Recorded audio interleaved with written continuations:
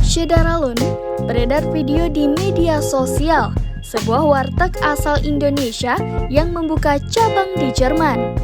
Dengan genre makanan kekinian yang berasal dari Tebet hingga membuka tempat makanannya di luar negeri.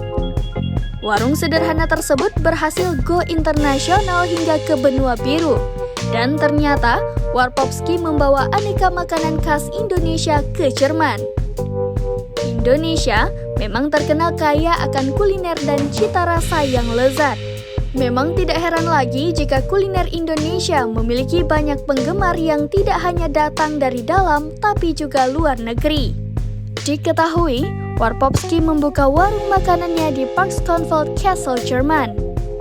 Warung makan ini tidak bersifat bangunan permanen, hanya berupa tenda seperti warung kaki lima yang biasa kamu temukan di Indonesia, lengkap dengan TV untuk menonton bola. Warpopski di Jerman ini juga menyajikan menu istimewa ala warungnya di Indonesia, seperti bala-bala atau bakwan goreng, cumi hitam, Chinese food, nasi goreng, teri kacang bawang, dan lain sebagainya.